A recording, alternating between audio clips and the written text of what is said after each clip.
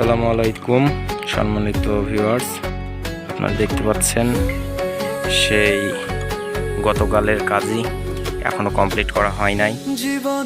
এই যে দেখতেছেন টাঙ্কিটা এখনো ভালোভাবে ফিটিং করা হয় নাই, কেননা ওখানে দাঁড়ানোর মতো স্পেস নাই, অনেক কষ্ট হচ্ছে। আর এখানে আপনারা দেখতে পাচ্ছেন যে 3 ইঞ্চি পাইপ, এই পাইপটা আপনার উপরে যাবে, টাঙ্কির সাথে ফিটিং হবে, পাইপটা হবে জিআই। আর এখানে আপনারা দেখতে পাচ্ছেন ড্রেসার আছে, ড্রেসার এটা ইউনিয়নের কাজ করবে। আর এইটা হলো আপনার ফ্লো মিটার, মিটারটা একটু দেখুন ভাই প্লিজ। দেখতেছেন এখানে কি কতটুকু এইদিকে পানি যাচ্ছে, এটা ধরে রাখবে, মিটারটা দেখাবে।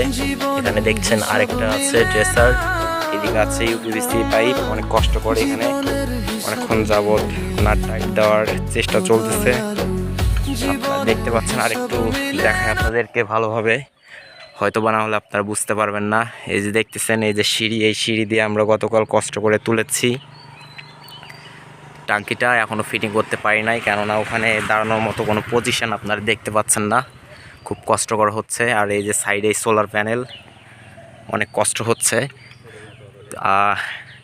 আপনারা দেখতে পাচ্ছেন এই যে এখানে আপনার মোটরের হাউজিং হবে, আর এখানে যে সেন্সর, আর এই যে আপনারা দেখতে পাচ্ছেন যে এখানে গর্ত খোঁড়া হয়েছে। এখানে আপনার ডেকোরেশন থেকে যে বাঁশগুলো ব্যবহার হয়, সে বাঁশগুলো নিয়ে এসে এখানে আমরা মাচা বা টাওয়ার যেটা বলেন, আমরা ওইটা সেটিং করে সুন্দর করে টাঙ্কিটা ফিটিং করার চেষ্টা করব।